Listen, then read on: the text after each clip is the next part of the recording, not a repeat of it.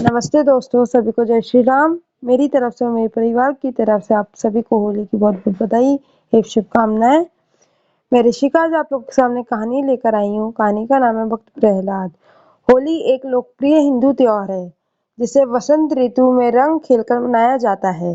अन्य त्योहारों की तरह ही इसी भी बुराई पर अच्छाई की विजय का प्रतीक है। जिस प्रकार से बाकी हिंदू त्योहारों को मनाने के पीछे भारत के इतिहास, मान्यताएं और इससे संबंधित कहानियां छिपी हुई है, बिल्कुल वैसे ही होली मनाने के पीछे भी ईश्वर भक्ति से प्रेरित एक प्रसिद्ध कहानी है जो हम सभी को जाननी चाहिए।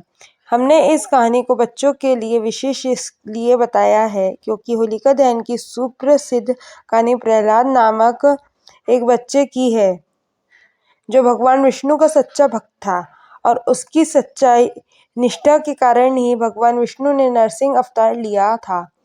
प्रहलाद और होलिका दहन की क्या कहानी है, यह जानने के लिए आगे बढ़ें। बात उन दिनों की है जब धरती पर दैत्य हिरण्यकशिपु, जिसे हिरण्यकश्यप भी कहा जाता है, का अत्याचार बढ़ता जा रहा था। ऋषि मुनि, देवी देवता और सभी भक्त अपनी रक्षा के लिए ईश्वर से गुहार कर रहे थे। धरती पर पाप बढ़ रहा था और सकारात्मकता, ईश्वर भक्ति और सदाचार का नाश हो रहा था। वैसे तो हिरण्यकशिपु एक दैत्य था, पर इस दैत्य की पत्नी कयाधु ने गर्भावस्था के दौरान एक ऋषि के आश्रम में निवास किया था, जिसकी पवित्रता से कयाधु का पुत्र एक सदाचारी, सत्य कर्म करने वाला और ईश्वर भक्त बालक के रूप में जन्मा और उस बालक का नाम रखा गया प्रहलाद। अच्छी संगति और ज्ञान के कारण प्रहलाद में भी ईश्वर भक्ति व सदाचार की भावना उत्पन्न हुई और उम्र के साथ भगवान विष्णु के प्रति उसकी भक्ति भी बढ़ने लगी। लेकिन ईश्वर के प्रति ऐसे निष्ठा व आस्था तो देखकर प्रहलाद का पिता दैत्यराज हिरण्यकशिपु क्रोधित हो जाता था।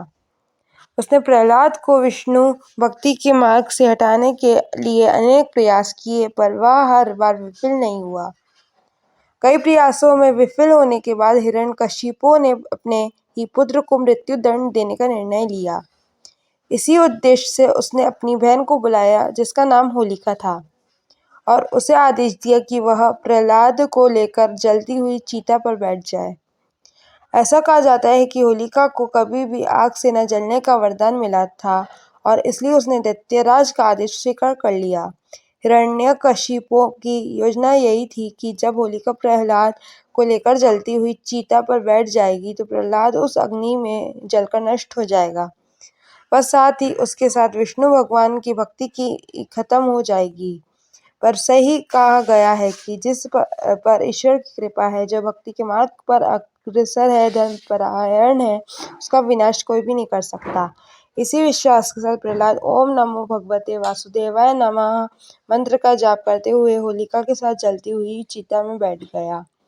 एक तरफ हिरण्यकशिपु इस बात से मन ही मन खुश हो रहा था कि अब भगवान विष्णु की भक्ति व उनके भक्त दोनों का विनाश हो जाएगा, और वहीं दूसरी तरफ प्रहलाद के मन में ईश्वर भक्ति व अगाध श्रद्धा थी, जिसकी वजह से आग की तेज लपटों में जलकर खुद होलिका ही भस्म हो गई।